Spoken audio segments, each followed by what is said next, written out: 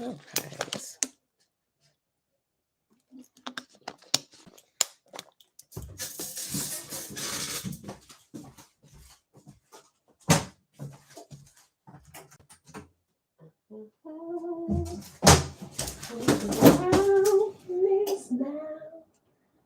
love, sweet love.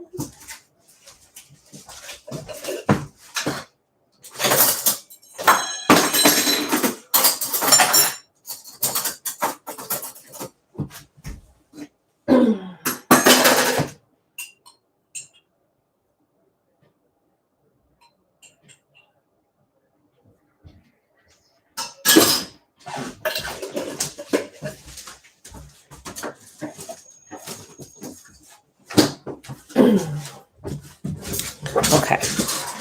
Sorry. All right, beautiful people. Happy Saturday. Happy Saturday.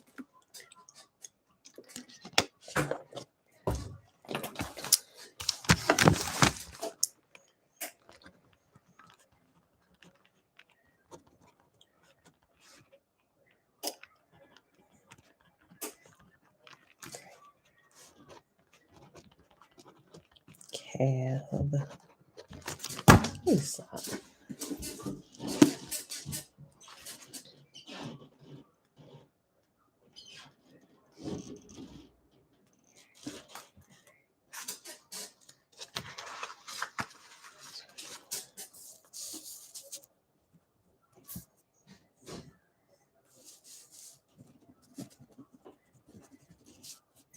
All right, beautiful people.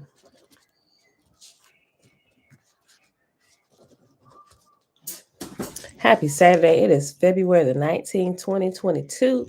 Day number 35 of year 4 of reading through the books of the Law and the Prophets. Another 4-year consecutive day count, day 1053. Today, we're going to pick up reading in the Complete Annunaki Bible on page 28, which is the rest. Yeah, the rest of the introduction. We should finish that, as well as my big toe in chapter 23. And we paused on page 166. I'm going to pick it up right there. All right, beautiful people. Jen, shalom, shalom. Audrey, shalom. Tiffany. Hey, girl. All right, y'all. Let's go ahead and do this Shema, which is found in Deuteronomy. Everybody know it by now. Chapter 6. It is a call for a wholehearted commitment. I'm looking to see what we may possibly adjust what we do in the morning too. For now, it's working. These are the commands, decrees, and regulations that the Lord your God commanded me to teach you. You must obey them in the land you are about to enter and occupy, and you and your children and grandchildren must fear the Lord your God as long as you live. If you obey all his decrees and commands, you will enjoy a long life. Listen closely, Israel, and be careful to obey. Then all will go well with you, and you will have many children in the land flowing with milk and honey, just as the Lord, the God of your ancestors, promised you. Listen, O Israel, the Lord is our God, the Lord alone. And you must love the Lord your God with all your heart, all your soul, and all your strength. And you must commit yourselves wholeheartedly to these commands that I'm giving you today. Repeat them again and again to your children. Talk about them when you're at home and when you're on the road, when you're going to bed and when you're getting up. Tie them to your hands and wear them on your forehead as reminders. Write them on the doorposts of your house and on your gates. The Lord your God will soon bring you into the land he swore to give to you when he made a vow to your ancestors, Abraham, Isaac, and Jacob. It is a land with large, prosperous cities that you did not build. The houses will be richly stocked with goods you did not produce. You will draw water from cisterns you did not dig, and you will eat from vineyards and olive trees that you did not plant. When you have eaten your fill in this land, be careful not to forget the Lord who rescued you from slavery in the land of Egypt. You must fear the Lord your God and serve him. When you take an oath, you must only use his name. You must not worship any of the gods of the neighboring nations, for the Lord your God who lives among you is a jealous God. His anger will flare up against you, and he will wipe you from the face of the earth. You must not test the Lord your God as you did when you complained at Massa. You must diligently obey the commands of the Lord your God, all the laws and decrees he has given you. Do what is right and good in the Lord's sight, so all will go well with you. Then you will enter and occupy the good land that the Lord swore to give to your ancestors. You will drive out all the enemies living in the land, just as the Lord said you would. In the future, your children will ask you, what is the meaning of these laws, decrees, and regulations that the Lord our God has commanded us to obey? Then you must tell them, we were Pharaoh's slaves in Egypt, but the Lord brought us out of Egypt with his strong hand. The Lord did miraculous signs and wonders before our eyes, dealing terrifying blows against Egypt and Pharaoh and all his people. He brought us out of Egypt so he could give us this land he had sworn to give to our ancestors. And the Lord our God commanded us to obey all these decrees and to fear him, so that he can continue to bless us and preserve our lives as he has done to this day. For we will be counted as righteous when we obey all the commands the Lord our God has given unto us. Linda, morning. Alicia. Hey, girl, hey. All right, y'all. Complete Annunaki Bible, page 28. Okay, so this starts a new section within the introduction, and it's entitled "Toward a New Vision, Egypto dash Babylonian Reconstruction." Okay, let me make sure this is all the way up. Ooh, I mean, I guess YouTube can hear me.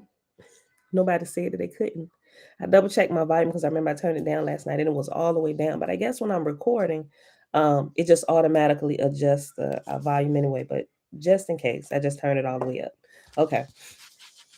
While many folk are familiar with and taught traditional knowledge and lore of the classical era of Romans and Greeks, with occasional ventures into pop culture mythologies of Egyptians, it seems that little or no attention is given to the source of all these, the Mesopotamian region and the ancient Near East. What is even more counterproductive for Western world seekers, the politics with current world leaders and sects from the modern Middle East clouds the abilities to accept anything from that region's history. Ooh, ain't that the truth? Oh my gosh, let me read that again. Because they call the upper part of Africa the Middle East when it's really no such thing. It's Africa, my G. You're screwing with the people's minds, right? Messing with the maps. And it clouds your thinking and you don't even realize it. Okay. I read that sentence again. What is even more counterproductive for Western world seekers, the politics with current world leaders and sects from the modern Middle East, and they have Middle East in quotations. What is even more counterproductive for Western world seekers, the politics with current world leaders and sects from the modern Middle East clouds the abilities to accept anything from that region's history. And what's more, being that the traditions are pre Christian in origin and agricultural or earth oriented, they are subject to the same negative stereotypes that contemporary folk associate with any and all things considered heathen or pagan without just cause. It is important to understand that the study of this lore and observation of diverse traditions are not restricted to a particular region or culture. They simply originate from a certain source, as did human civilization as a whole. With the spread of the human race followed the spread of traditions, taking on new forms and colors as it passed from generation to generation across the expanse of the planet. Life-giving powers and their spiritual symbolic representations are also influenced by time and geography, while the sanctity of sacred fire and flame become apparent in traditions and systems of west and north. The original traditions in dry regions more closely identify with the waters of life controlled by Enki. And here's reference 17. And down at the bottom, the footnote, it says Enki, called Ea in Sumerian, meaning home of the deep, also known as Ptah, Ptah, in Egyptian tradition, according to Zechariah Sitchin. The name Mesopotamia literally means between or midway of two rivers, referring to the Euphrates and the Tigris. So remember in the Lost Book of Enki, it talked about the land of two narrows. Remember, we talked about it just a little bit, the land of two narrows, or in our terms today, the land of the two great rivers. And we figured out it was the Euphrates and the Tigris. Okay. The name Mesopotamia literally means between or midway of two rivers, referring to the Euphrates and the Tigris.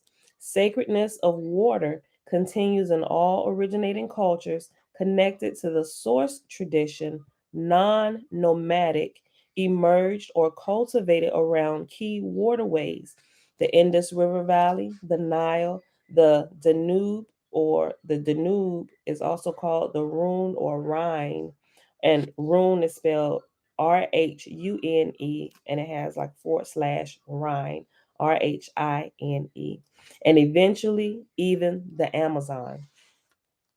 Sumerians called the Euphrates Buranun, or Bur period An period Un, Buranan. Yeah, I think that's how you say that. Okay. Sumerians called the Euphrates Buranan, and it was also known as Parath or Puratu, Pu period Ra period Tu, Paratu.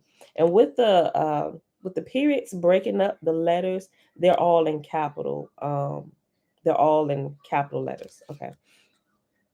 The 1,800-mile-long river begins to rise in late March, just about the time of the spring equinox, recognized as the start of the annual zodiacal wheel, and also the famous Akiti New Year festival.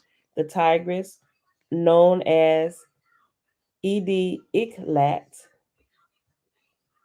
yeah, Idiiklat, and it's broken up by periods. If you got the book, you'll see it. Okay, the Tigris, known as Edi, Edi, yeah, Iklat, and Idigna,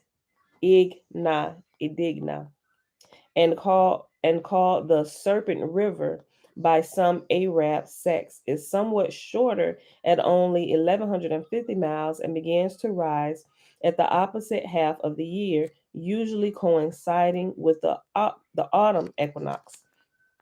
According to historical geologists, the flow of the Euphrates has actually moved westward with age, and there is actually more land in Babylonia at present than during the ancient times, given the shrinking of the Persian Gulf by 72 feet per year. Fertile alluvial soil in the southern Babylonia created a distinct environment by contrast to the northwest to the north. I'm sorry.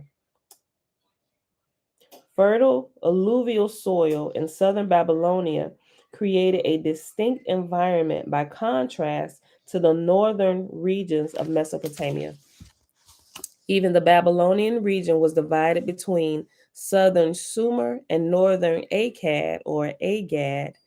Each city states was originally ruled by its own Pasti, Patesi, until eventually battle for supremacy resonated in a unification of the two lands, as similarly occurred later in Egypt under a single king of Sumer and Akkad, eventually known as the Lugal or Great Man. The esteem of this position also included a mention in the Book of King's List, Tablet K, and local government was watched over by priest kings who adhered to a Book of the Law, Tablet L, of which the Code of Hammurabi was largely based on. During the rule of Hammurabi, a clearly defined class system of social organization is instilled. The code defines three main divisions: the emilim, which is the kings, priests, and other government officials; the mushkinu, a common peasantry similar to the serfs, F; I'm sorry, Serfs, and the wardom or slaves, often compared to the fala of Egypt. The real estate in the nation or realm was marked by boundary stones, which the Kassites called Kaduru. The society encouraged skilled specialization based on an individual's birthright and abilities. They also arranged marriages within a class, performing the marriage ceremony at the home of the bride or perhaps her family, where the origins of a bridal veil can also be found. It was not uncommon for a newly wedded couple to spend multiple days in the bridal chamber before appearing to the world as a noted couple. And while historical experts favor perception of barbarian chaos, the Babylonians were actually monogamous, although lore suggests special instances to contradict this where the wife of a wealthy man was unable to produce children or an heir. A particular high infant mortality rate may also have gave way to a need for controlled baby farming. Priests and Ishtar maidens or temple virgins wore white attire for religious occasions, illustrating an ideology of cleanliness and purity in their spirituality. Pious sanitation among priests also included shaving the body, including the head in some instances. While some scholars have noted this fact as casually related to the insect manifestations common in the damp desert, other more metaphysically inclined folk have noted this behavior among some of the sects of upperclassmen that may have had direct dealings and education from sky gods that are sometimes depicted as bearded and or with long hair crowning them, but traditionally with an absence of body hair, otherwise e.g., Egypt, or sometimes even reptilian or fish like. Eye makeup and face paint is also common to these cultures, including black hashes under the eyes, as seen with modern sports players, to reduce the glare often encountered from a desert life. Petitions and requests could be made by the people to the priest who prays, accepted offerings, and sacrifice on behalf of the population. The craft of priesthood and temple service was highly esteemed. However, there does not appear to be a regularly scheduled religious practice observed by the general population apart from the key national festival observances. Much like the case of Egypt, replicas of the boat of the gods were constructed for the temple shrines.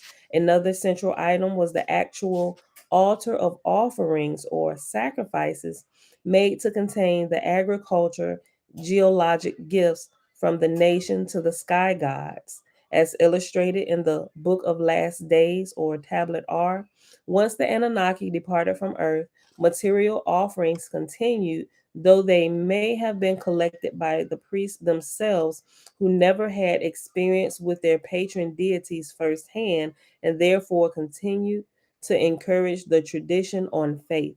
Religious duties and maintenance of the temple shrines were a significant occupation in the ancient world.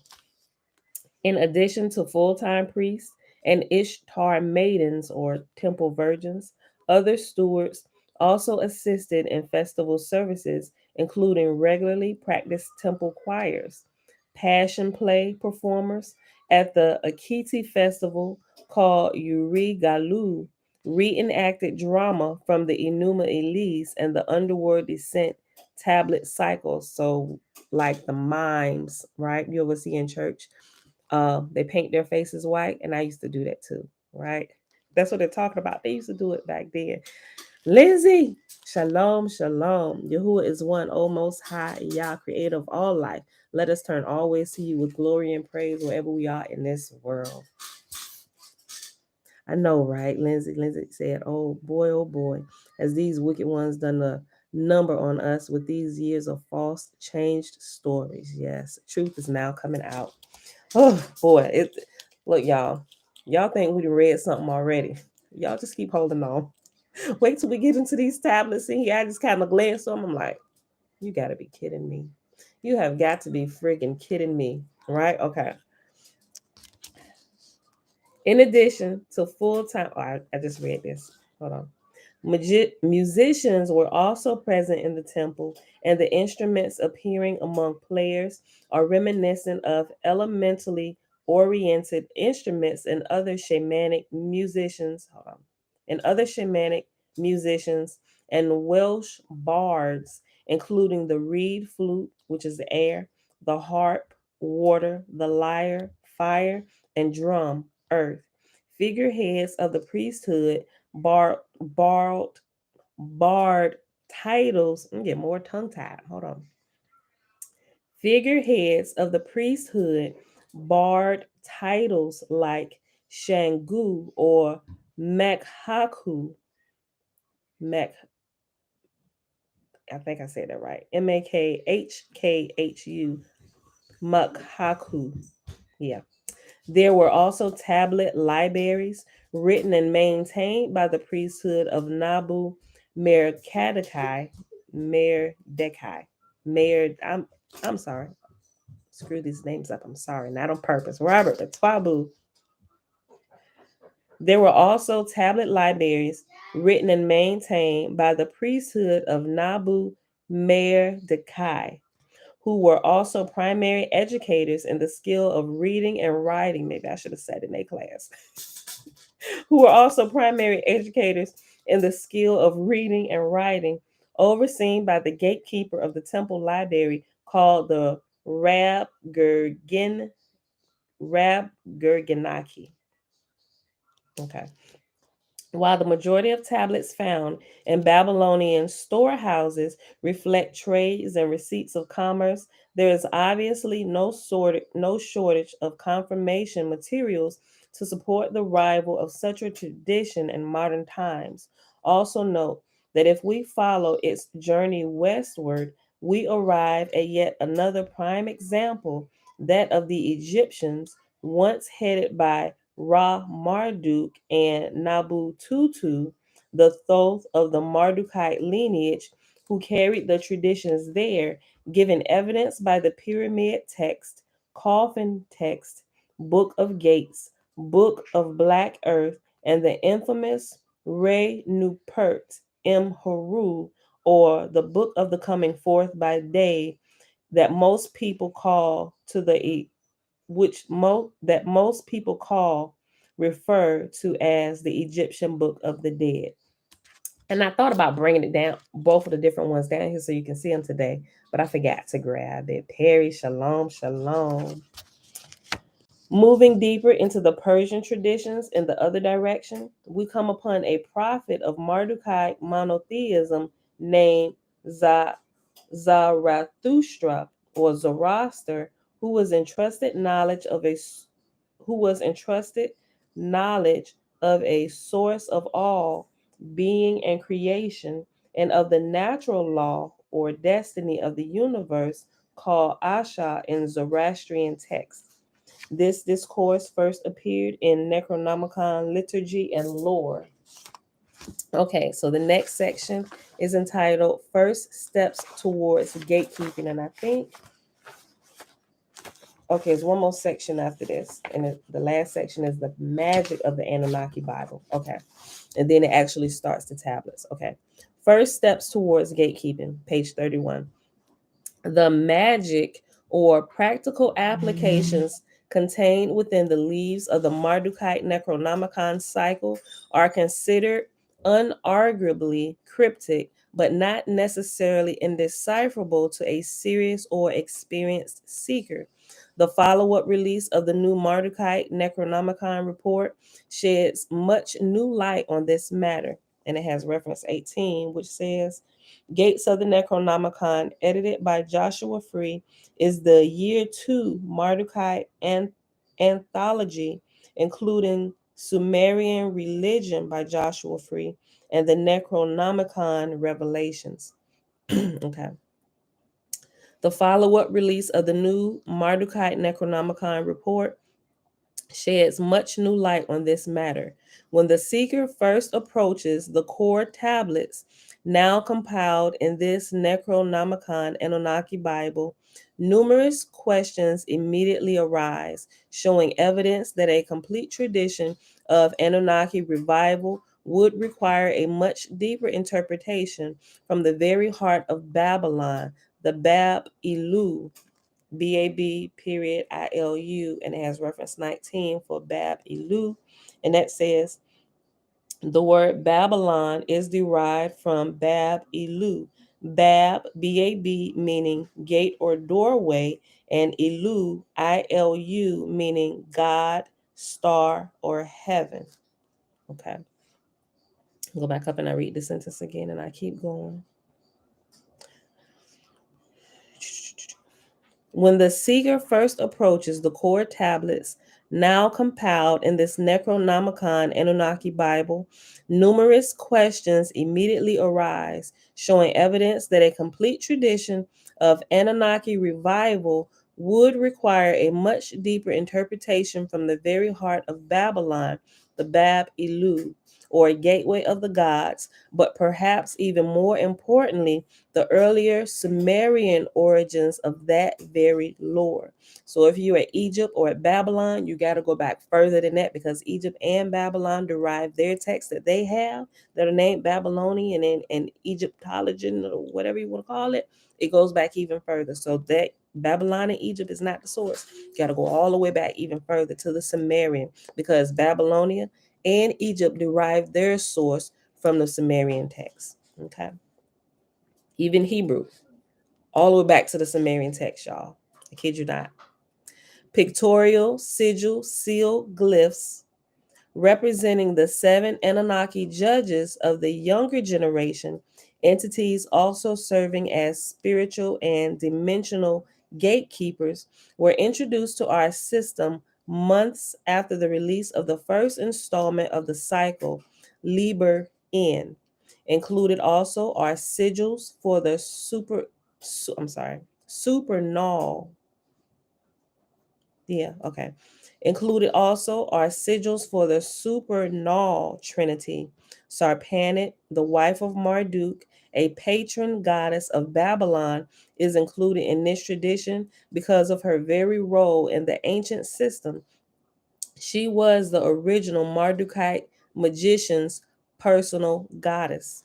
The questions have Many questions have arisen concerning origins of the sigils we use, and it can be publicly stated that at this juncture for certain that yes, they were indeed the product of personal channeling by Mardukite chamberlains after doing serious spiritual work and meditation at what was called in 2009 Nibiru Homes offices in Denver, Colorado, where many public and private open door ceremonies and lectures were given from June 2008 until October 2009.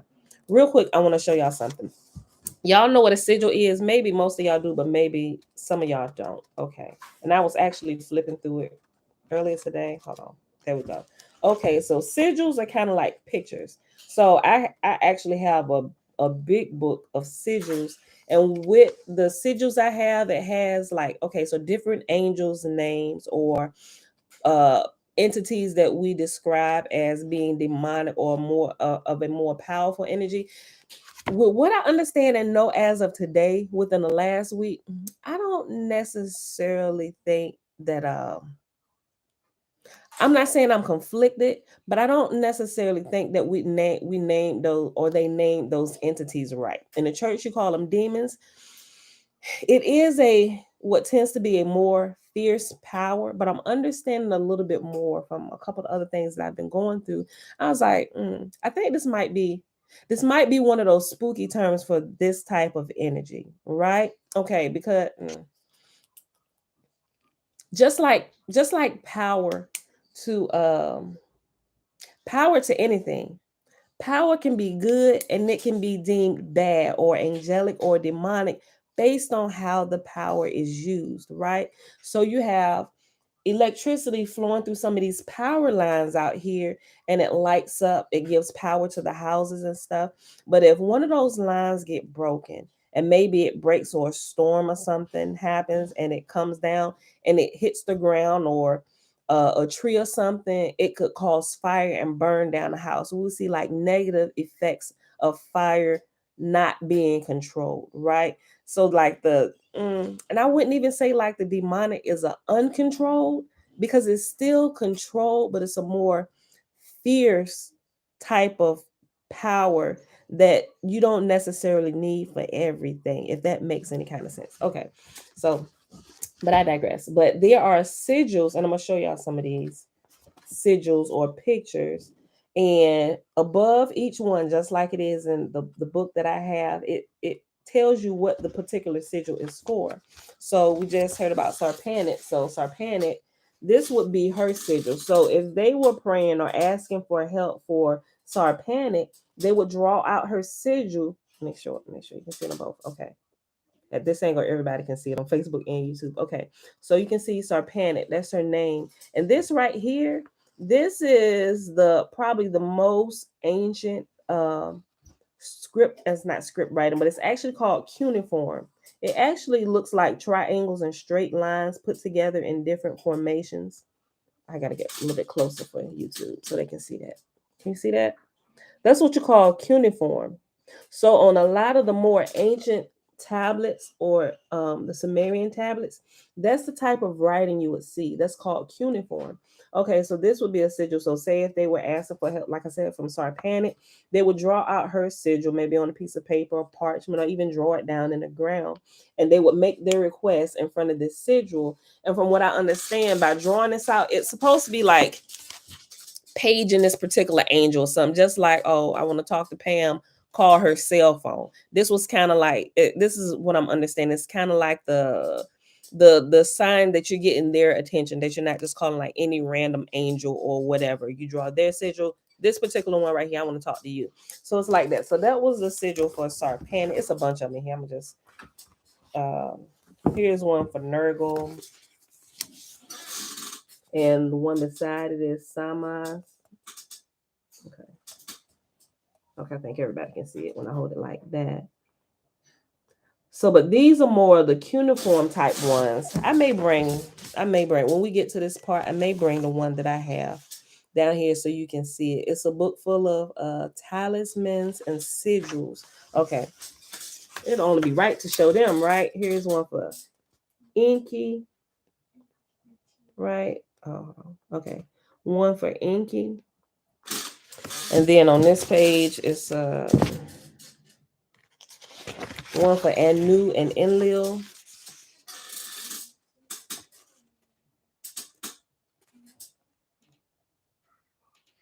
And I've even seen it to where, like, when you begin to understand sigils and talismans, you don't necessarily have to go looking for one for maybe something that you want to do. It's almost like, I'm not saying that they're mandatory, but I understand that sometimes people need something. Like when people pray, they may hold like a cross or something in their hand, something that just kind of like increase their faith. Like, because I found out that you don't really need any of this. You don't need talismans, you don't need sigils, you don't need any of that, right? It just depends on where you are in your understanding, and uh if you believe that you can really reach out to the spirit realm and get answers yourself without having to use extra stuff to possibly get their attention, right? If that makes any kind of sense. Shayla, hey girl, hey, love and light to all. Lindsay, there was supposedly an ancient cell phone found with those emblems on them. You know what? I don't know. I haven't heard about that. Francis says the lower energy has to be.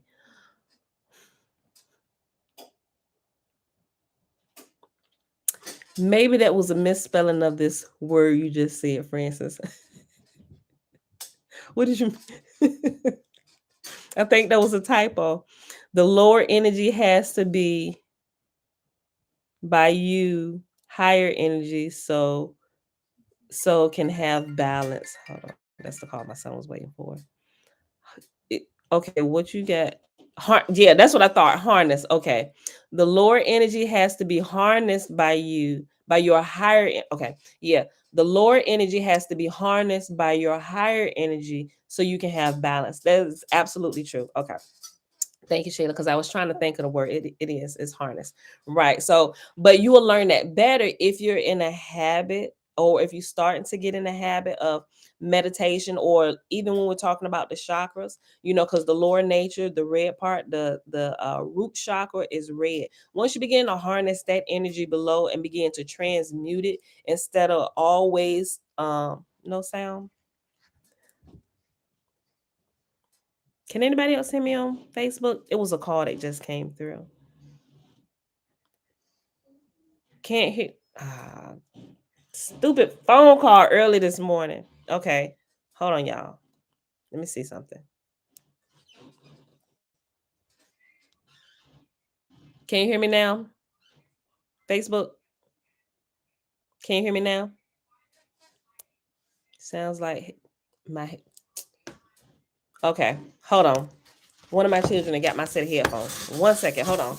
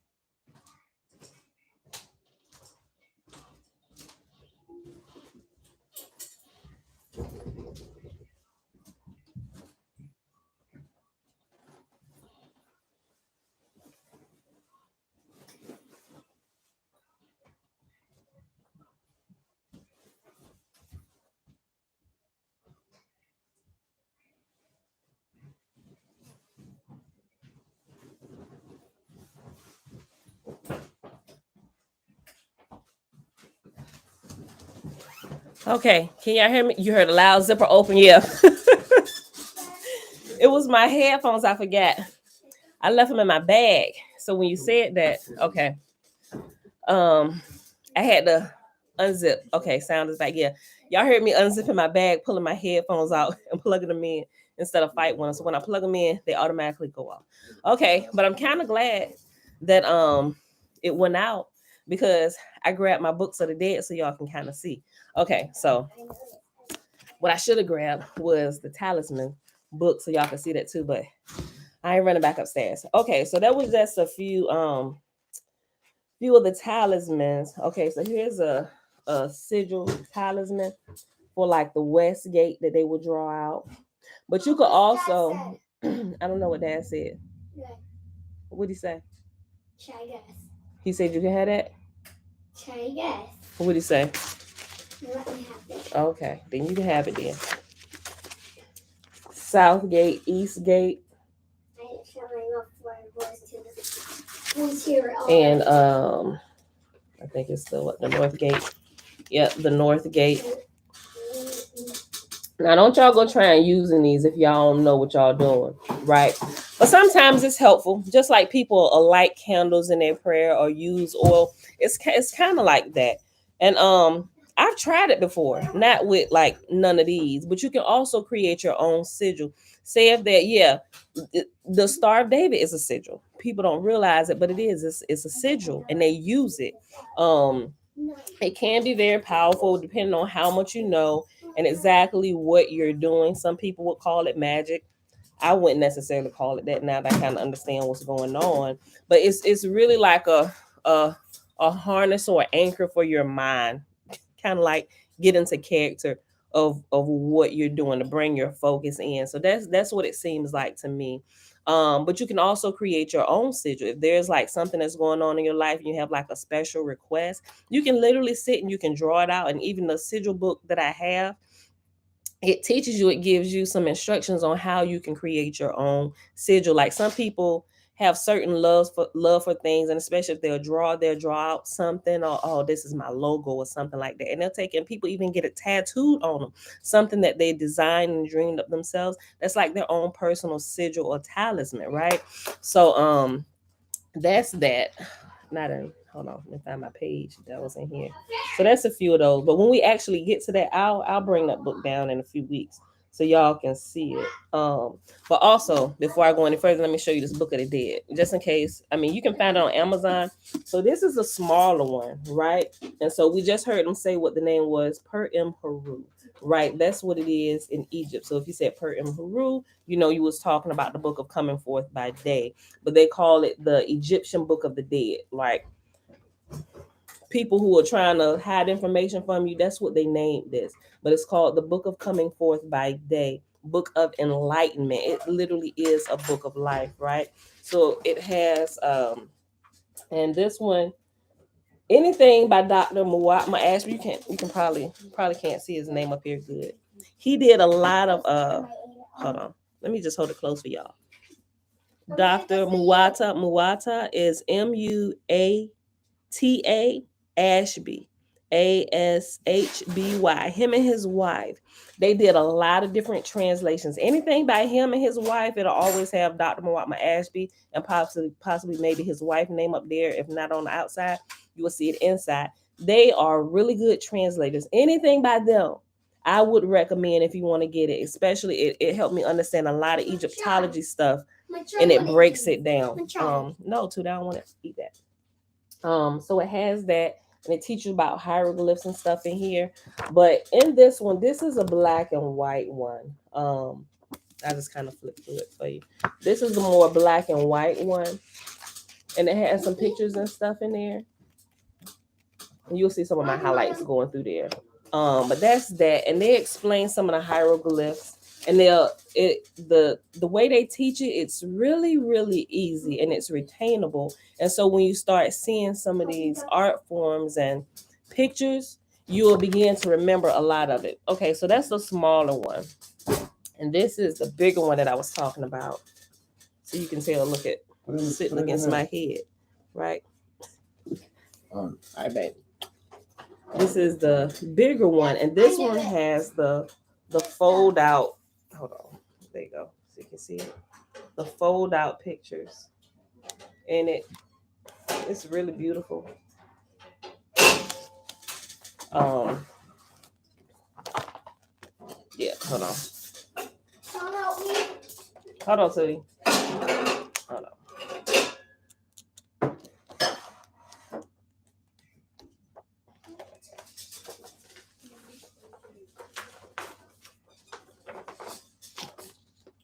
Can you see that? They fold out. But under it has like, okay, so this is the Declaration of Innocence. That's what this says, and they have it. You see the hieroglyphs up here, and it's translating everything down here for you at the bottom, right? And so this is a part of the Papyrus of Ani or Anu. Mom, what's I press? Did you put water in it all the way to the top? Press the 5. Where is it? This? So, and it goes through, and it just does the translation for you. Hold on, Tootie. Oh my God. So it's really big, and it's beautiful. And do not skip over the introduction, y'all, if y'all get these. This one right here. That's the 5-minute. Just press that. Now press start? Yes, let's start. Okay, so that's that little side notes for today because it mentioned it, and I grabbed it because my headphones went out. Okay. All right, y'all. So let's go back here. Did I pause? Oh, right here. Okay. Let me read this last sentence again. Okay. Many questions have arisen concerning origins of the sigils we use, and it can be publicly stated at this juncture for certain that yes, they were indeed the product of personal channeling by Mardukite Chamberlains after doing serious spiritual work and meditation at what was called in 2009 Nibiru Homes offices in Denver, Colorado, where many public and private open door ceremonies and lectures were given from June 2008 until October 2009. We have 44 minutes. Okay, let me finish reading this part. Those who have previously studied and worked within either the Mesopotamian or the Simonian tradition and self honesty seem to innately find practicality within our work.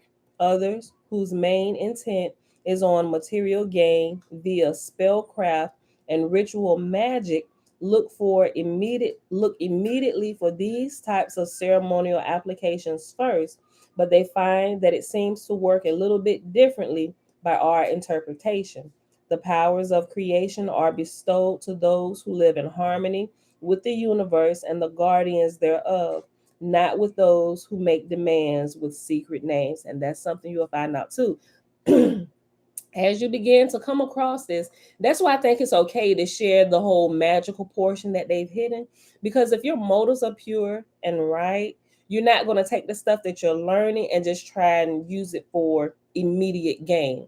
Although you can, I wouldn't necessarily recommend it. It will work because we've tested it. It will work, but I can see that if you get like a little bit of results and that is your complete whole focus, how you can get off. And then you miss some instruction because you're just trying to go after the goal and not really your goal isn't really to understand all this and why it works and if we really should. Just because you can don't mean you should use it, right? I'm a firm believer of that. Um, but what you'll find out is people who go after it with um, impure intentions, what begins to happen for them, like he just said, the magic begins to work a little bit differently for them, right? And they don't get the full everything from it, and it kind of begins to backfire. And that's when they begin to be they get pulled more over into the I mean, I want to word it right. I guess in the I don't really like the name. I guess the darker side of the magic, so to speak. I still think that's probably the wrong way to say it, but they get pulled into like the negative energy current of it, right? They get pulled into the imbalance of it all because they're not looking at it holistically like they should. So they begin to develop an imbalance. I put it that way. They begin to develop an imbalance while using these things, and a lot of time, you can actually begin to see it weigh on their physical. Because I used to, when I was like, I'm looking at different people. I'm not just listening to what they're saying. I'm actually like looking at their life as much that I can gather about their life, their body and everything. And I began to notice certain people, they begin to develop like this darkness around like their face. Their face seems to, and not just because they're losing weight or whatever, but there's like a even if somebody is like skinny, sometimes if your body is sick, you'll begin to get like this dark hue about yourself and around your eyes, and we can tell that something is wrong. And I began to notice that about some of them. I was like, that is interesting. And some of them, to me, this is probably a terrible way to say it, but some of them began to look greasy to me, if that makes sense, but it's like this greasy, dirty type look. And I'm like, something is wrong. So it causes me to go just a little bit slower just to make sure I don't run into any of that greasiness that y'all doing.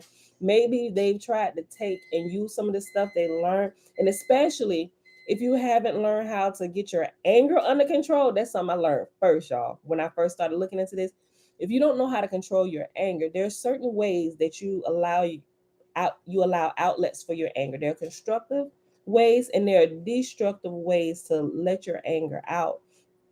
If you only understand how to destructively let your anger out, when you get a hold to some of these things, you're going to begin to use it, and it'll work for you, but it's going to come back and bite you because the way you use the energy, y'all, right? So it's like that. It's like karma, right? learning all of this, the key rule is to do no harm, right? We're not doing harm to anybody. You can use these things to adjust your life, but without taking advantage of other people.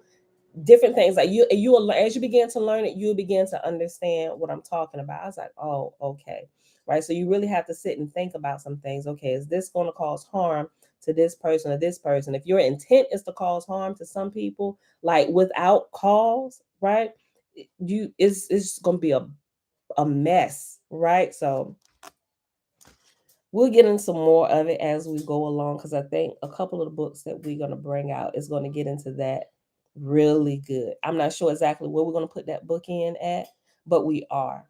Um, we are. And I like the way they explain it. I was like, oh, yeah, I figured that part out already. All right. Those who have previously studied and worked within either the Mesopotamian or the Simonian tradition in self honesty seem to innately find practicality within our work. Others whose main intent is on material gain via spellcraft and ritual magic look immediately for these types of ceremonial applications first, but they find that it seems to work a little bit differently by our interpretation. The powers of creation are bestowed to those who live in harmony with the universe and the guardians thereof, not those who make demands with secret names. So if you're a balance and you're a whole, it's not a problem with entrusting the secrets of creation to you. Even if you understand all the magic, it's no problem, because we know you're not going to go out here and be a vagabond like we see in some of these Marvel movies, right? You're not going to be a rogue student. That's why it can be entrusted to you, because you're going to use it appropriately. You know when not to use it and when to use it and how much to use if needed, right? Because you will be given authority to adjust situations, not just for yourself, but also to help adjust situations for other people, to help break them free or get them delivered. And it works like that, right? We use some small things. I may share some of the stuff that we tried in the coming days, but we got to get a little bit further down the line so y'all don't think we practicing witchcraft. We really need to uncover these uh these hidden things that you may not quite understand yet. Okay. Influence of the Stargate lore and impact of Anunnaki has not necessarily been a secret, but certainly misunderstood, and as a result, misrepresented to the masses. Vague depictions, remnants of a forgotten time where men, physical, inhabited. Hold on. Did I miss a word? Vague depictions, remnants of a forgotten time where men, physical, inhabited cities with their sky gods. I think that's supposed to be physically. Okay. Vague depictions, remnants of a forgotten time where men physically inhabited cities with their sky gods appear on wall cover on cave wall drawings, pyramid and tomb paintings, as well as other obscure tablets that seem to have become the subject of serious interest in the last century. An interest that includes not only academics and mysticism, but also world politics and social organization. The lore has remained in fragments of traditions from civilizations that dispersed from North Africa and the Middle East across Europe and elsewhere, spanning the globe. As has been explained in the introduction to the original book of Marduk 2009 by Joshua Free, reference 20, and it says, not to be confused with the current book of Marduk by Nabu, edited by Joshua Free, released in 2010, and also within the current book as well as the Tablet W series. And here's a quote that he pulls out. These mysteries were later drawn upon by widespread cultures and errors under varying semantics and terminology, including the Persian Magi of Zoroaster, Indian Brahmas, Chinese astrologers, Tibetan monks, European witches, Northern wizards, Celtic druids, Mayan mystics, and Native American shamans. What's more, these mysteries are at the foundation of most secret societies, and occult organizations. And if that were not enough, scholars have spent years now learning that the sources of all Judeo-Christian liturgy and lore originate in the ancient Mesopotamian well springs. End quote. The uniquely Egypto-Babylonian Mardukite perspective explored in this tradition is quite different than the actual Sumerian tradition inspired by the pantheon of elder gods of Anunnaki. Not only does Marduk attempt to take on the title and roles of 50 and the 50 names of the elder gods, but he seeks to Oh my God, Mom. seal his power in Babylon with his wife Sarpanit and his heir Nabu by attempting to control members of the younger pantheon waiting to assume their positions in the post-Enlilite hierarchy, including Ishtar, which is Inanna, Samas, which is Utu, Nergal, Nana is Sin, and Ninurta, Adad. In the Mardukite Necronomicon, at one attempt for this control of power is evident on tablets from the Babylonian perspective in the Enuma Elish. Quote, it is Marduk who is given credit for creating, Mom. not... Yes, Bella. Okay, yeah, it popped open. Throw it away. You put it in the bowl. I'll clean it up inside the microwave. All right. Quote, it is Marduk who is given credit for creating not only the interdimensional portals of dimensions, but also the Bab Eli, gateway of the gods on earth in Babylon. The purpose of the gates for gods extends far beyond the astral initiations practiced by modern necronomical shamans and were actually designed to seal the power of the individualized Anunnaki entities under the power of Marduk. End quote. I did. Put it back. This is not the physical function and purpose of the gates themselves, only the move to control them in Babylon. The function of gatekeeping truly... What are you doing? I don't keep scooping it over here and I'm not pushing it again. Close it up, please. Close it. I'm not burning my skin. Close it. You're not gonna burn yourself. That's why I said close it. I need it. This is not the physical function and purpose of the gates themselves, only the move to control them in Babylon. The function of gatekeeping truly extends back to most ancient times when priests and magicians of the people were working alongside with the Anunnaki in the creation of stargates. Many times these were created as stepped pyramids, many of the more active ones being built in 7 stages and possessing 7 main sections on their ascent. In modern attempts to understand the personal application of the gates as veils between the material experience and the purely spiritual one, often described as the original Kabbalah, a ladder of lights. In this instance, no literal stairway is constructed, and attention is turned toward the practitioner being the temple shrine, a microcosm or fractal-like miniature universe. Extensive examples of prayers and devotional incantations are given in the Necronomicon Annunaki Bible.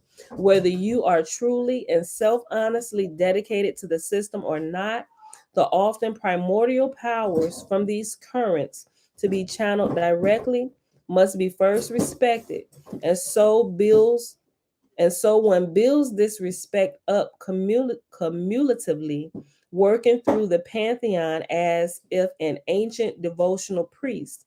Or you can amusingly grab their attention with threats, but see how far that gets you. The magic thus comes directly from the relationships maintained with the powers believed to control such domains. Okay. Where we at? 59 minutes. Oh, let me finish reading this then. And we'll pause and we'll read this last section, which is the Magic of the Annunaki Bible tomorrow. And then the day after that, we'll start the actually, we might actually start the first tablet tomorrow because this is only a couple pages. Well, let me ask y'all this. We got this little section Let me see. Let me read this first. See where we at. See how I feel about it. The 3 keys of practicum. To be clear, there are 3 key points or progressive steps that make this system much more pragmatic or functional to you, the modern practitioner. Number 1, self-purity and the acquisition of true knowledge. Number 2, self-dedication and the development of true understanding. Why are you in there? We might not get to this. Close it. Close it, because you're just playing and stuff. Close it. It ain't gonna fall out. Just push it back right there and close it. I put it on the cup. Okay, well, thank you. Monroe, play with Logan over here. Number 2, self-dedication and the development of true understanding. And number 3, pure invocation and the execution of true action. Number 1, purification and true knowledge. So it gave the list of 3. Now it's going to explain the list of 3. The first one, purification and true knowledge. The path to power. Hold on, y'all. Guys, get out the kitchen. Y'all doing too much. Let's go. Hold on. Excuse me one second. Let me help her get this bowl out here. Come on. I know it's hot. I know. Yep. It's not for me. Okay, very good. Let's go. I'm gonna go upstairs and you can do Okay. it. How to what? How do you warm up milk? You just warm it up, but don't. That's gross. I mean, some people like it, but it's nasty. You don't want warm almond milk unless you like putting it in something, like over top of your oatmeal or something. But don't just heat it up to be heating up because you think it's no. You're not a kitten. Okay. Purification and true knowledge. The path to power begins first by purifying the self, both within and without, in addition to the material and the immaterial, the mind and the environment. Can you be less noisy? Thank you. The path to power begins first by purifying the self, both within and without, in addition to the material and immaterial, the mind and the environment, the set and setting. Without self honesty, which is the state of being in self, free of worldly conditioning, and especially the last few thousand years of misinformation, a practitioner is unable to fully self actualize beyond what they have been conditioned to be or know, typically a victim of circumstances, unable to channel and manifest from within the self made prison. Number 2, dedication and true understanding. Beliefs and judgments affect our personal attentions and flow of energies that use our being as a catalyst. We are all interconnected to the divine spiritual grid like matrix. Energy flows where attention goes. To become an empty vessel is not enough. One must be filled with truth. That's good. To become an empty vessel is not enough. One must be filled with truth, true knowledge, and then only afterward, via dedication and commitment, can it be realized as bless you, bless you, bless you. Can't hold on. To become an empty vessel is not enough. One must be filled with truth, true knowledge, and then only afterward, via dedication and commitment, can it be realized as true understanding. Personal dedication in the material world means understanding the knowledge of how and why things are and learning when to give up the hold on the narrow mindedness carried by all concerning their confrontations with fate. The powers and ethics that bind them are, in their most pure form, well beyond our own comprehension from a human point of view. Number 3, invocation and true action. Powers. What are you doing? What are you doing?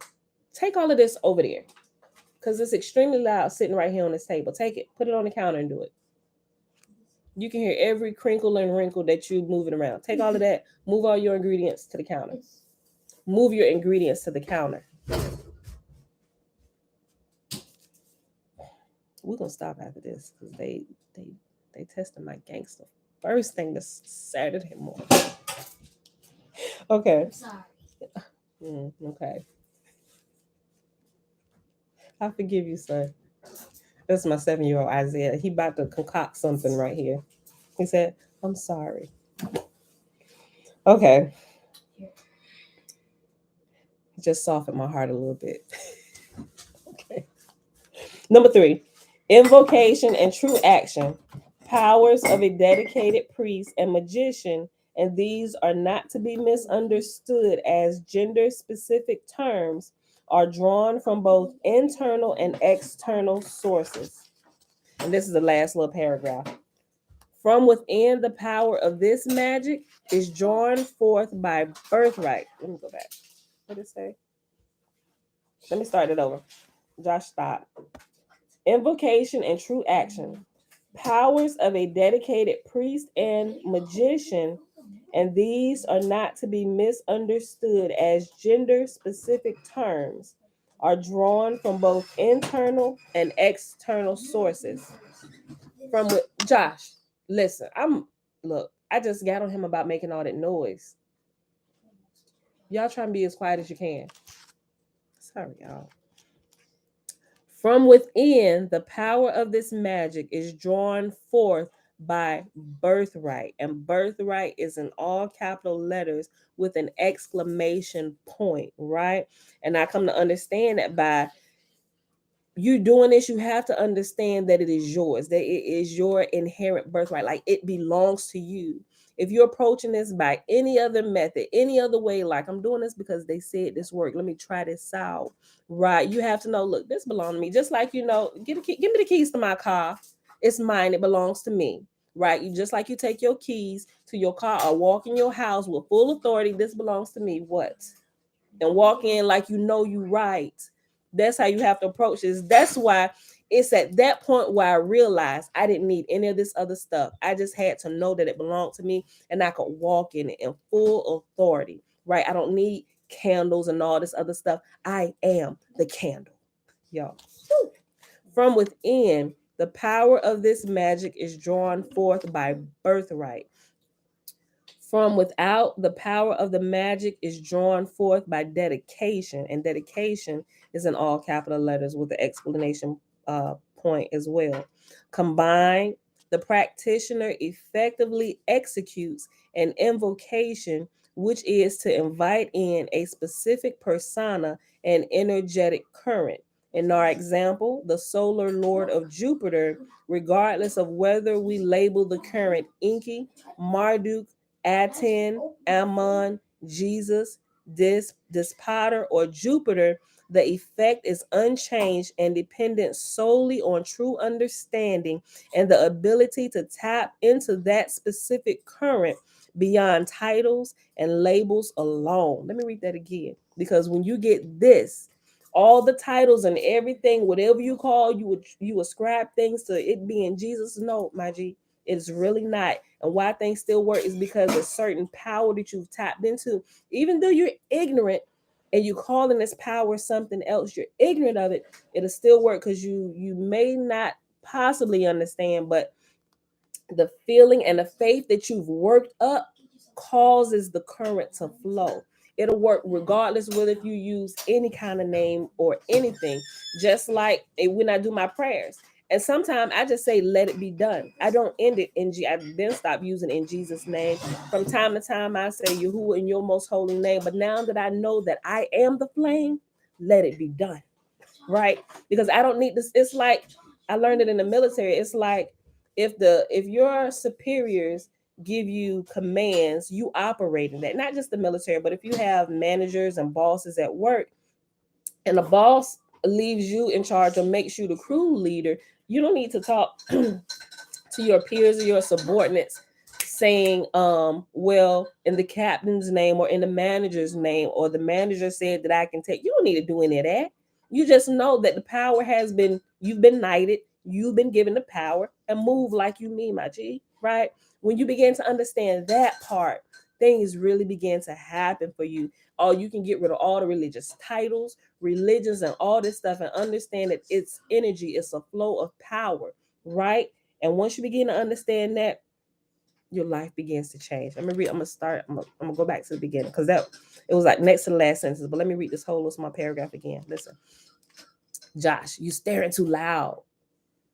Yes, you are. I know. Am I nitpicking? But it's too loud. Yeah, that's a little. Yeah, stir it quietly. Okay. Shh. From within, the power of this magic is drawn forth by birthright. From without, the power of the magic is drawn forth by dedication. Combine birthright and your dedication to what you know belongs to you, like being dedicated, not hitting the miss that I do it when I feel like it, but you got to be dedicated to the cause, right? From within, the power of this magic is drawn forth by birthright. From without, the power of the magic is drawn forth by dedication. Combined, the practitioner effectively executes an invocation, which is to invite in a specific persona and energetic current. In our example, the solar lord of Jupiter, regardless of whether we label the current Enki, Marduk, Aten, Amen, Jesus, Despater, or Jupiter, the effect is unchanged and dependent solely on true understanding, and the ability to tap into that specific current lies beyond titles and labels alone. The final introductory secret of this system is essentially revealed with an initiate's first utterance of, "It is not I, but Marduk that commands you." Right? And so that's the end of this particular section right here. And it says this discourse first appeared in Necronomicon Gatekeeper's Grimoire. Right? So we'll pause right here. And I know I said we'll probably keep going, but they done left out of here and got quiet. I could read on if I want to, but I think we're just gonna pause because we're at 111, and we're gonna go ahead and get into some of my big toe. And I'll just leave this for tomorrow. I'll leave it for tomorrow. All right. So I hope y'all enjoyed that today. I hope y'all got something out of that. Let's hop on over to my big toe, where we left off at yesterday in chapter 23. Who you gonna call? But we paused on page 166. Okay. I'll go back up a paragraph from where we paused at. It was talking about truth is absolute. Okay. Truth is absolute, but how to discover it and express it within your being must be personal. Develop your tentative roadmap by applying open minded skepticism to the experience and conjecture or theory of others. Then modify that map as you collect your data. This makes good sense and offers you the possibility of leveraging the accumulated knowledge and wisdom of others as you define your unique growth path. Adopting a set of beliefs is a comparatively unproductive and risky approach to the evolution of your being and the quality of your consciousness. And this is where we pause. How do you go about increasing the quality of your consciousness? How do you purposely pursue the evolution of your spirit? If dogma, ritual, and intellectual or emotional group gropes are out, how do you get from here to there on your own? For the scientists who are wondering what consciousness and all this blather about spirituality has to do with physics, let me assure you that I have not lost my focus and that this discussion is directly on the path to a scientifically legitimate, more general theory of physics. However, we are now and will be for some time developing the necessary basic concepts required to construct this big toe. Remember, toe stands for theory of everything. Because this is a big toe and not a little toe, a larger perspective supported by several wholly new paradigms must be developed. This process may appear from time to time to wander through irrelevant, ridiculous, or far out ideological territory, but if you can maintain open minded skepticism through the end of section 6, You will eventually understand these unusual connections and their significance to science. Because this is science and not theology, let me digress in the following aside on the process of getting from here, where you happen to be, to there, an increased quality of consciousness. The journey to higher quality the journey to higher quality consciousness is more simple and straightforward than you might think. I cannot promise easy and quick, but I can promise easy to do techniques and exercises that are simple and effective. For some, it will be as easy as learning to swim. For others, progress may come slowly.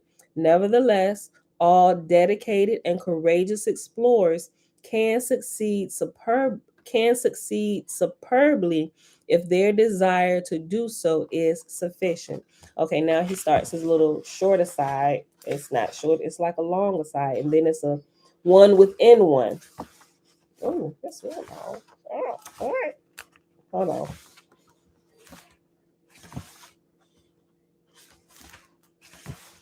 Okay, this little aside lasts for several pages. Where we at? And it takes us to the end of the chapter with a small one sentence ending of it. Okay, so it's really good. Okay, pay attention. Hang in there, y'all. This is the first aside. Because improving the quality of your consciousness or spiritual growth, that's what it means. He put spiritual growth. So when we talk about consciousness, improving the quality of it, we're talking about improving your spiritual life and how you operate and how you grow spiritually. Okay. Because improving the quality of your consciousness, spiritual growth is not and cannot be an intellectual achievement. It makes little difference how you intellectually approach the initiation of such improvements. How you start or what you do to improve the quality of your consciousness is insignificant compared to the act of starting. Additionally, an improvement in the quality of your being does not automatically flow from any external activity or practice. All you need is the will and the insuppressive drive or energy to grow your being, and the path, the process to do so will. Hold on, I read that wrong. All you need is the will and the insuppressible drive or energy to grow your being, and the path, the process to do so will appear before you. Okay, it's kind of like when a student is ready, the teacher appears. As long as you're willing, you got the drive to do so, what you need is going to come to you. Okay, I read it again and we'll keep going. Additionally, an improvement in the quality of your being does not automatically flow from any external activity or practice. All you need is the will and the insuppressible drive, energy to grow your being, and the path, the process to do so will appear before you. You are surrounded by opportunity to grow. Your optimal path starts from wherever you are. I am talking about changing your being, intent, motivation, and attitude, modifying the quality of your interactions with others.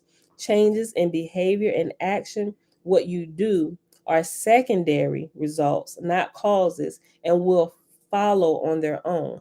Primary changes, when significant, are clear, obvious, and measurable to you and to others. The evolution of consciousness is an extremely difficult concept for the Western mind to grasp because we are exclusively focused on the materially productive fact that right results are the products of right action. Westerners want to know what action they should take to get the results they want because they deal almost exclusively with external actions designed to produce external results. They do not appreciate that the internal results follow a different logic. What you are presently doing, how you live your life from day to day, is probably good enough as it is.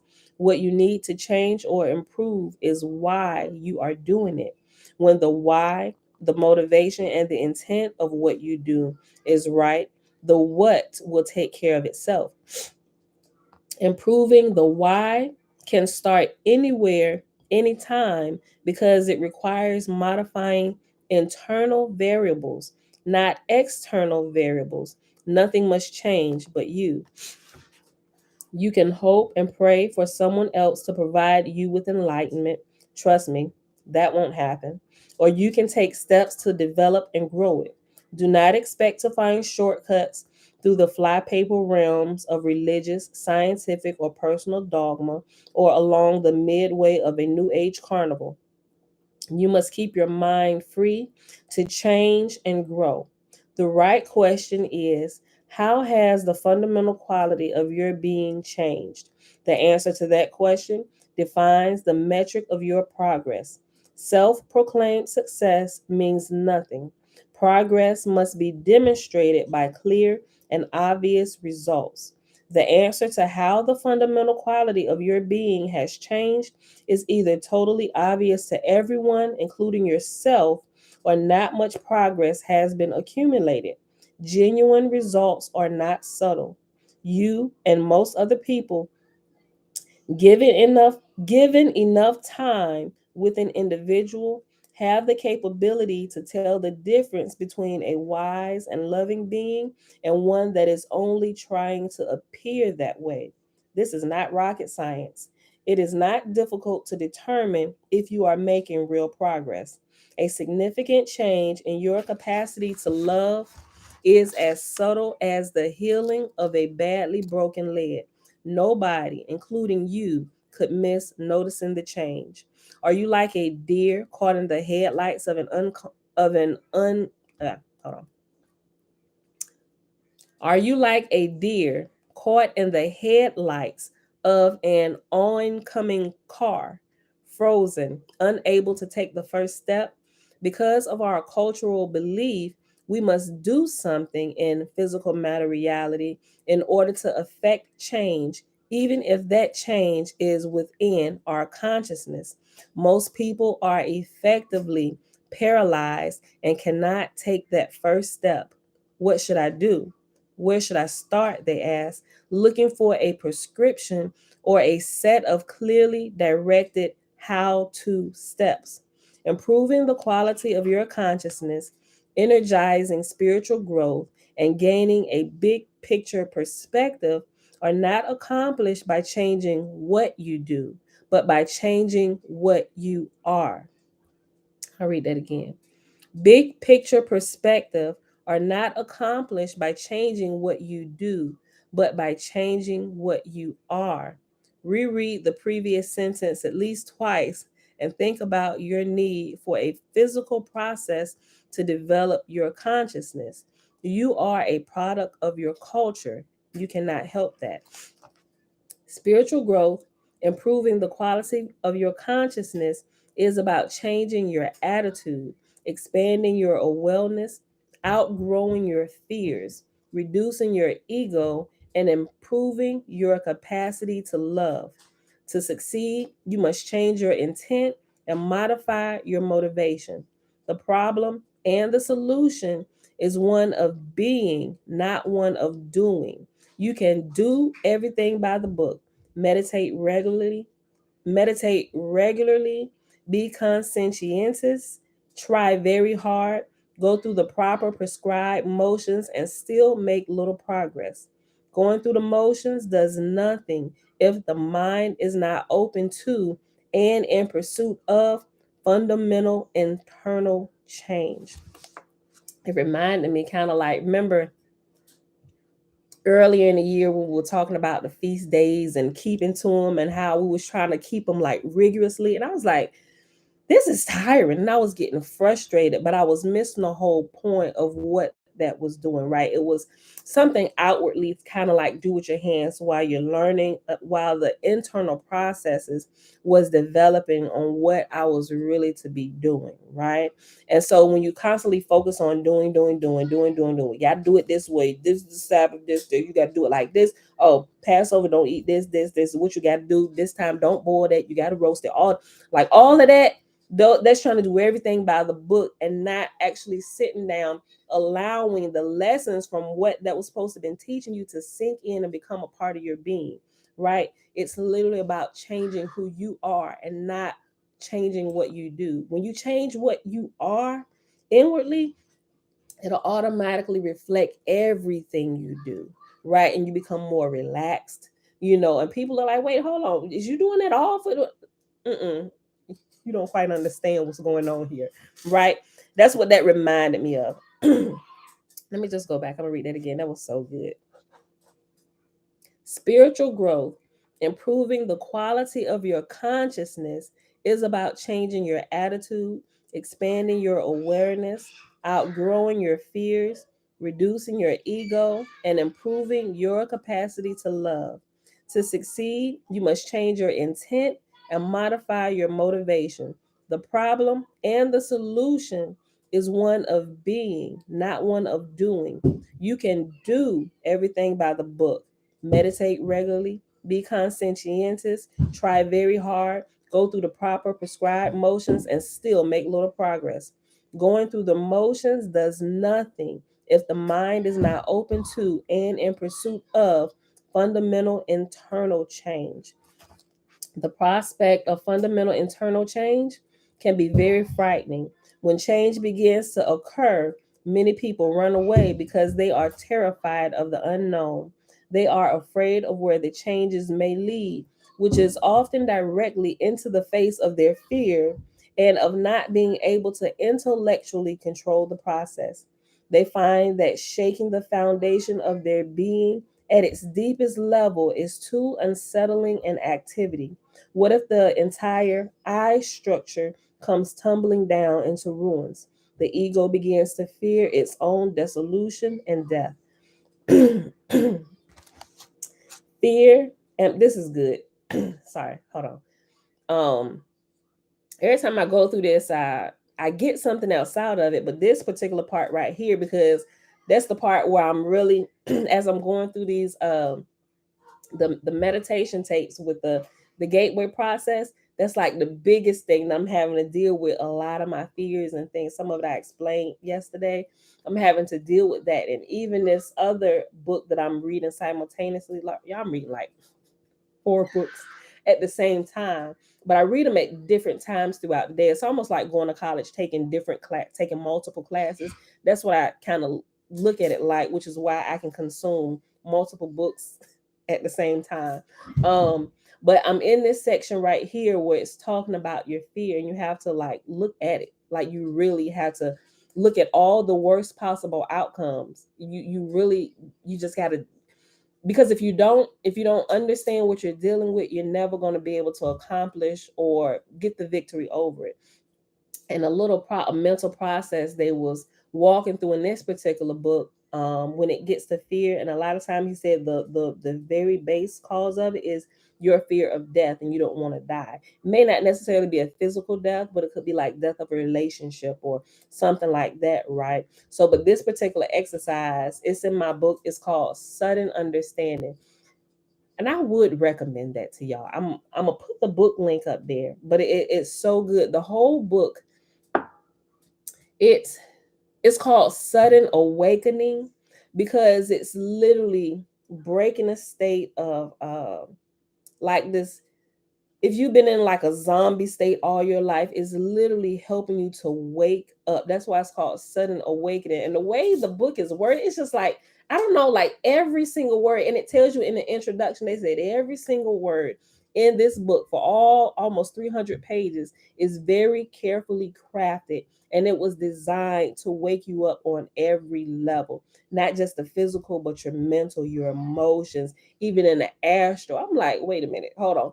I've been I started reading it over because I started in the first chapter. I was like, wait a minute, that was so much. And I stopped where I was at in the first chapter, and I went all the way back to the preface. I was like, because this is doing something. And I was thinking about it yesterday when I was sitting there and I was reading through it. I was like, maybe we should add this one to it. But I think this one, I could read it, but I think it works better, at least from personal experience, because I'm actually reading it with my eyes and not listening to it. They don't have an audible available for it, but actually reading it, it does something. I don't know. It's really good though. But I think it's one I'm gonna recommend it. It's called Sudden Awakening by Matthias Fleury. I think that's how you pronounce his name. But I'll leave the link. Hold on. That way you can just kind of read about the author. Hold on. Sudden Awakening. And the cover of the book is like a eye with lights coming from all the way around. It's like orange and yellow cover, and it's called Sudden Awakening. But he takes you through this process, actually sitting thinking about your fear, right? And he said, let's just look at all the way to the death, right? Let's just imagine. He's saying, let's just imagine this is a real physical death. Imagine it. Imagine. And it was kind of easy for me to imagine, first of all, because the astral projecting and how the body feels, but also actually being there with my dad. In his dying process, and actually being there, the hospice person actually recommended this manual for, and I think they do it for all people who are on their last days of living. And they said read through this because it'll help with the grieving process and what's actually happening to them as they transition. So it tells you about how like it talks about like the death rattle, and when they get in they when they're about to die, they immediately get like this sudden burst of energy, and it could last for a few hours to a few days. It seemed like they were doing bad, and all of a sudden they started doing good. And if you're not aware of what's going on there, oh yes, they're getting better. But me and my sister, and my sister Alicia, she's a RN, we actually took the book and we read it, right? We actually read it. So when it began to happen to my dad, I said, Alicia, I said, if he get this burst of energy, I said, call me, right? So she noticed it immediately when it happened, and she didn't even say anything when she called me, right? She just had dad on FaceTime, and she said, Pam. I said, hey, day was going fine. Nothing out of the ordinary. But when she called me, she said, Pam. I said, hey, girl. She said, look. And she turned the phone to my dad. He was like, hey, baby. And I immediately, like, I'm trying to keep myself together. I immediately almost lost it because I knew that was that burst of energy, and he was about to, transition possibly that day or the next day. So I was like, hey, dad, kind of talked to him for a few minutes, and he was back to his senses, talking to me and everything. I said, okay, I'm on my way over there. So when she got him off the phone and she looked at me, I kind of lost it, boo-hoo crying. She said, Pam, get here now. And I think Cher had already gotten over there, so it was there. And I just knew, I was like, okay, Pam, pull yourself together. Let's enjoy these last moments and stuff, because we were praying, Father, heal my dad, all that stuff. But we just kind of knew the energies and everything. And I was starting to learn about a little bit of this stuff already, like the cerebral spinal fluid, just a little bit. And I knew his body had been taken to like to the to the edge where it couldn't be brought back. Like you literally, all your life force has been used up. And we understood that. And so we just kind of, I ain't gonna say gave up on the prayers like Jesus save my dad, give me a miracle. Like it's when you kind of understand how the body operates. Not saying it's impossible. For some people it's not. But for some people, depending on how they use up their life force and where their body is, it is absolutely impossible. So when it happened and we saw that burst of energy, I was a mess driving from Chesapeake to Newport News, but I pulled myself together while I was there, and we enjoyed those last moments. And that's when y'all probably, if y'all on Facebook, when it happened in 2017, we took our last pictures with our dad and everything. And so but then after that burst of energy, his burst of energy, it didn't last for days. It lasted maybe, I say about possibly 5 hours, if and I think that's pushing it, probably about a little over 4 hours. And then it began to decline again. And so we had already been preparing ourselves, like we know this is it. And so we were there, and we had because our brother was in not California, he was in Seattle, and he couldn't get here, but he was on FaceTime the whole time, and we was just there.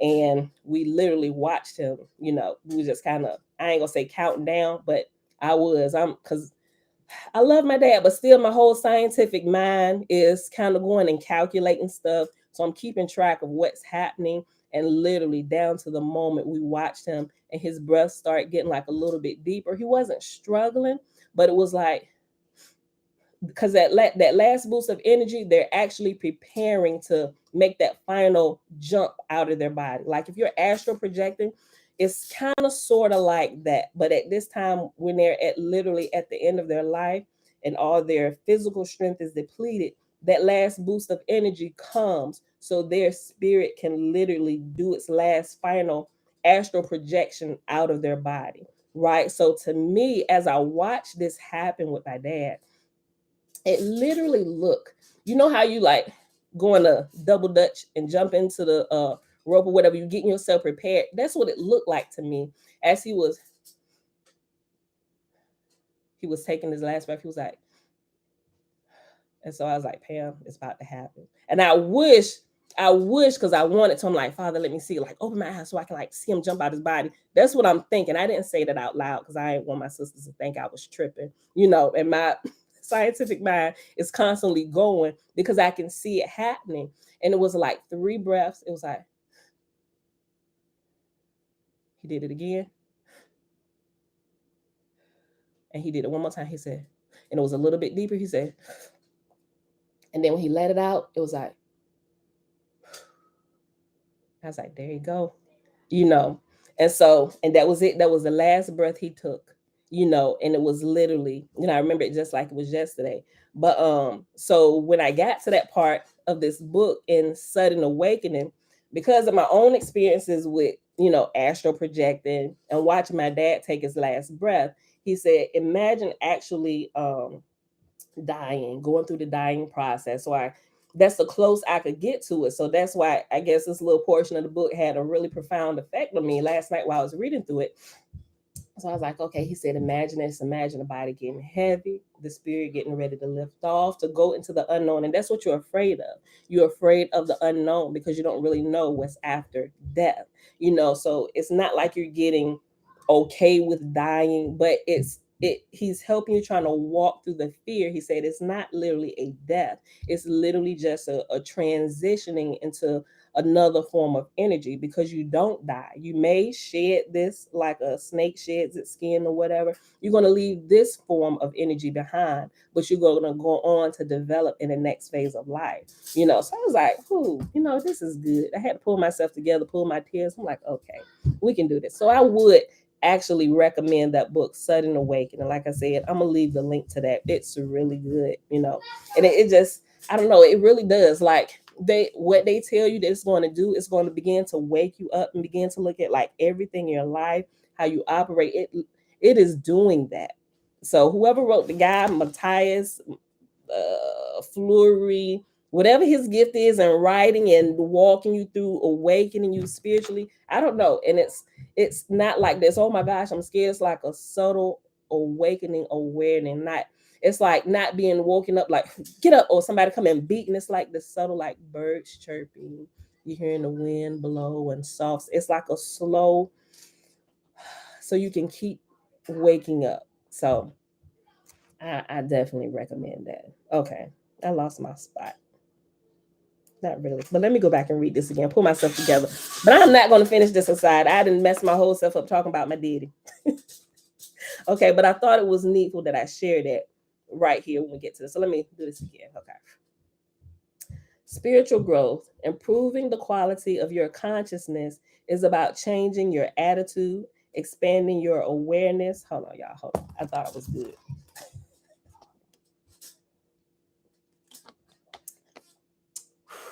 Okay.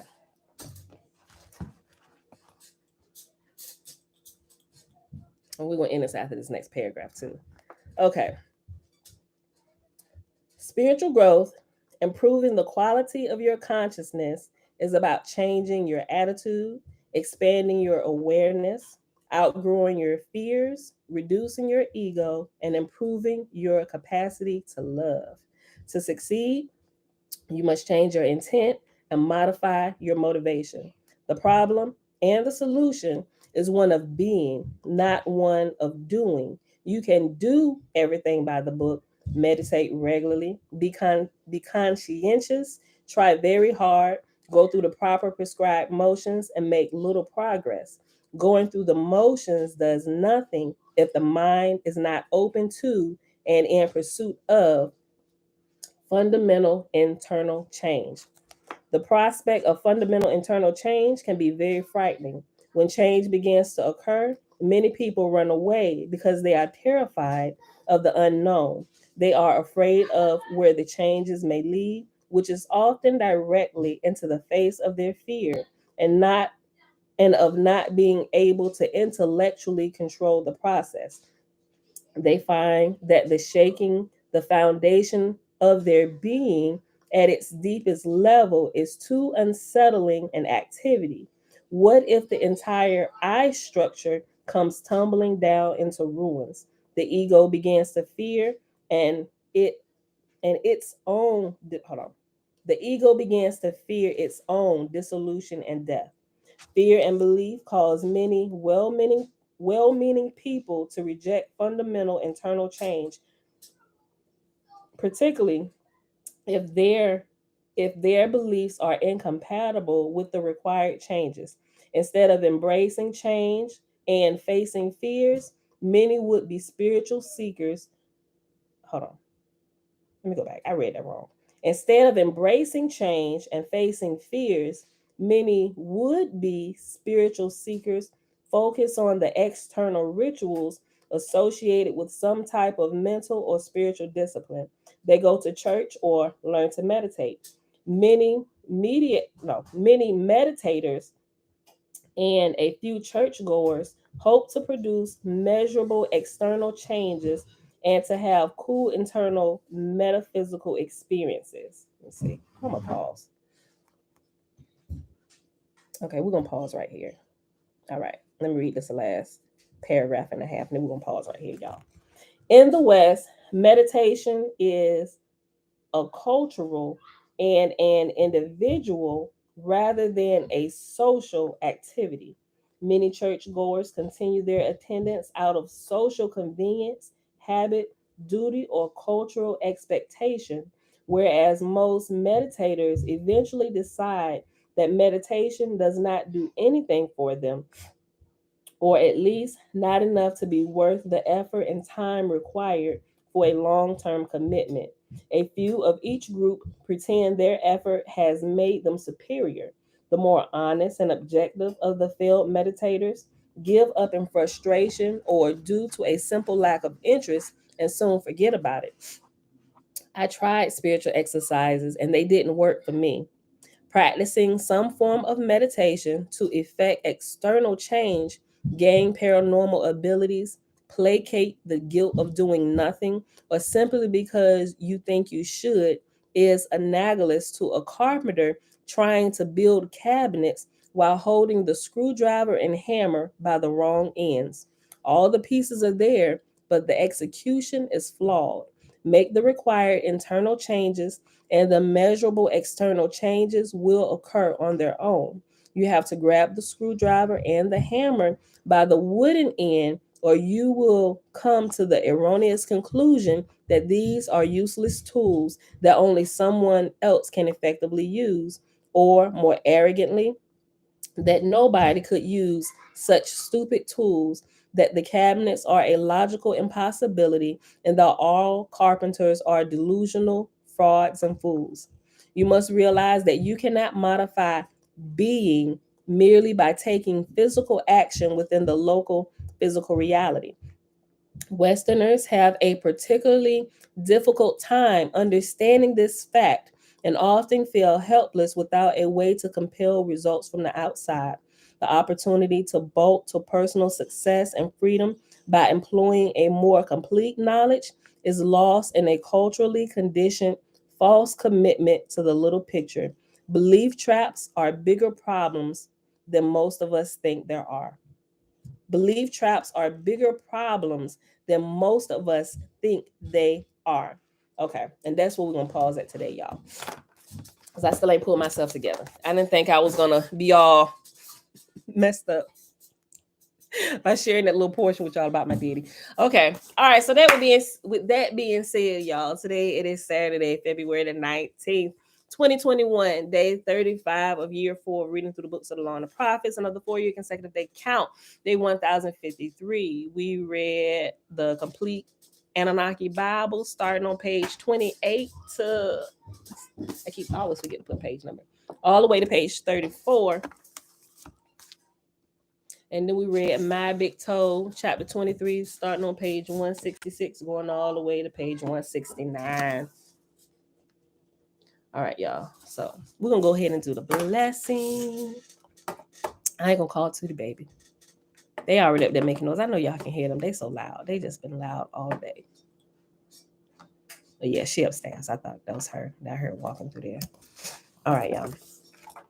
Let's do the blessing, which is found in Numbers chapter 6, verses 22 through 27. And Yahuwah spake unto Moses, saying, Speak unto Aaron and unto his sons, saying on this wise, You shall bless the children of Israel, saying unto them, Yahuwah will kneel before us, presenting gifts, and will guard us with a hedge of protection. Yahuwah will illuminate the wholeness of his being towards us, bringing order, and he will provide us with love, sustenance, and friendship. Yahuwah will lift up the wholeness of his being and look upon us, and he will set in place all we need to be whole and complete. And they shall put my name upon the children of Israel, and I will bless them. All right, beautiful people, I love y'all. Thank y'all for hanging out with me today. I will see y'all back here tomorrow morning, 7:30 a.m., bright and early, Eastern Standard Time. Uncle JB, shalom, shalom, shalom. All right, y'all, we out of here. What? Start mess up your fresh air from Dad's filth locker. Okay. And I messed it up. Okay, look. And We're about to go ahead and get out of Mom, here, so we'll talk about this in a second. pancakes? I'll make some pancakes in a second. Mom, all right, y'all. Mom, I see y'all tomorrow. Mom, let's make them. Peace. Go ahead. Press the button, girl. I just did the blessing. You came down. I didn't call you, but go ahead. I did it, so go and end the video. Mom, we can make an apple pie for Nani. You always throw Nani in there, so when you say make it for Nani, you think I'm gonna just say yes? Yeah, I'm gonna make it apple pie with pancakes. Nani, you hear this? She want to make you an apple pie along with pancakes. We'll get this recipe together for an apple pie. Look, I was telling my husband, I said, this girl must have been a famous cook or a baker in a previous life. Like, seriously. She has, I can start, as she's growing, I can start seeing different things about her personality come out. Hold on. Video. Yeah, they missed the end of it now. She said, forget Facebook. So, but she likes to cook and bake and stuff. So, all right, y'all. She about to end this. You're welcome, Izzy. Jen, have a great weekend. Bye, y'all. Love No! You didn't say that. Bye.